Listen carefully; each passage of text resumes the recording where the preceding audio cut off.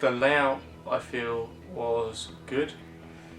You've got 3 pictures at the bottom, small snippets of the plot, because this is a particularly complicated and deep plot line that a lot of people might not get. Then there's the main focus image, the Animus picture of him in the mask. This was just it looks fairly mysterious and intriguing when you look at it. It doesn't reveal his full face, and that creates some sort of enigma codes and mystery about the character, which would draw people into wondering, what's this guy, who is he, what's he about? And the tagline that I'd made for him, I never wanted this ability, also creates those enigma codes in people's minds, along the lines of what ability, why doesn't he want it, and just makes you think about him more, makes you become more drawn into this one character, so that eventually you would explore the film itself. Although the title has a meaning, it's also very strange.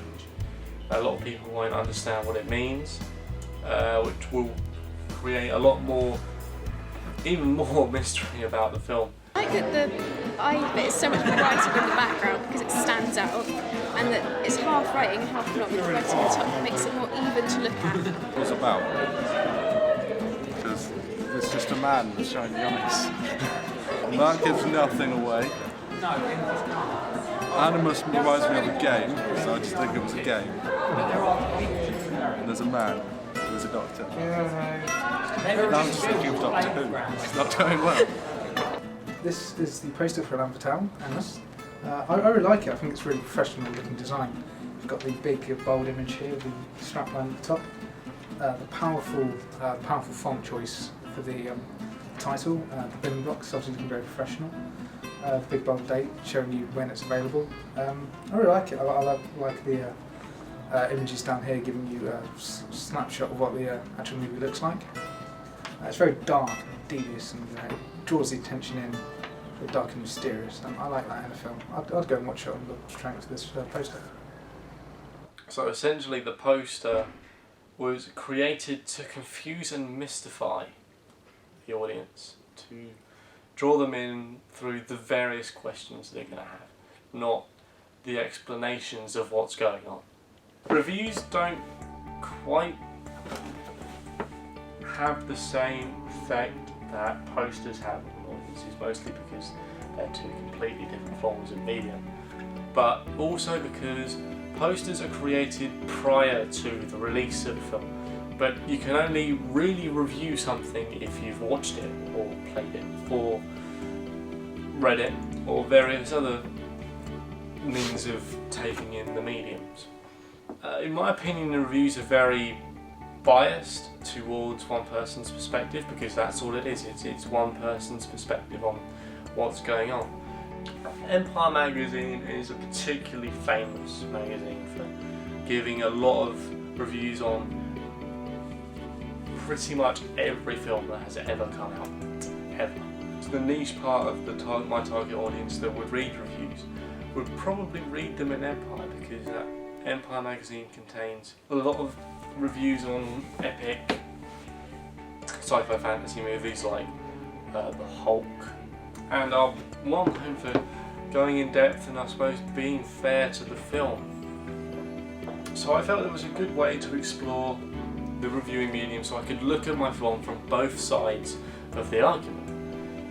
Naturally, because I made it, it was difficult for me to do that, because I already had formed my own opinion of whether or not I liked the film. So to create this review allowed me to see it from other perspectives. Well, I think the review is it looks really professional. It's got a verdict. John Shepherd is the author. It's got a photo of the actual film. It looks really professional. The actual review itself, it's good, but it seems a bit harsh on the actual film. like saying that someone is a convincing insanity person or someone drones on monotonely. I thought that was a bit harsh, but overall I think it's a pretty good review.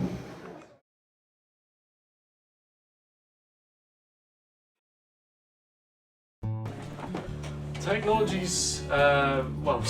in general has advanced any kind of part of the film industry, particularly digital technology.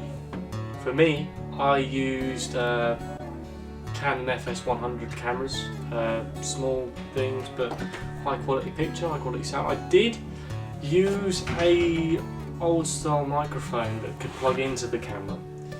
But that turned out quite horrible, and the sound was very quiet, very grainy, and when you tried to increase the volume, increase the decibels it was coming out at, it just turned absolutely horrible. And I found that with the camera, the sound quality from the camera was a lot better than the microphone, which is quite unexpected. Final Cut Express had a big role in the editing process, particularly as an editing program, but also because I hadn't used it that much before. When I edited prior to this, I was using Sony Vegas 8, another editing program on the Windows operating system. I replicated all my skills from Sony Vegas 8 through to Final Cut Express. Quite interesting effects I could get on there, not quite the way I wanted to. There were some small issues that I couldn't solve within the time I had, but I feel the effects went quite well. They're they're as believable as visual effects like that can get. Blogging was the main tool used for the recording of the process I went through.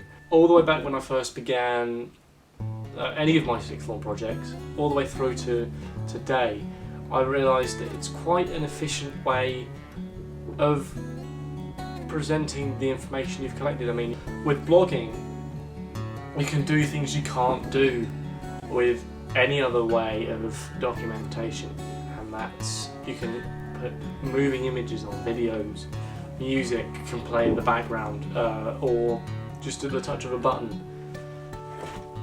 That's why it's so interesting, because it can come to life that way.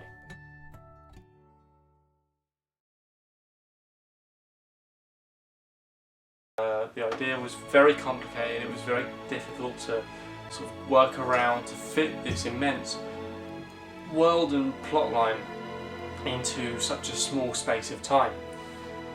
I just feel as if that would probably be best as a feature film rather than a short film. Motherfucker!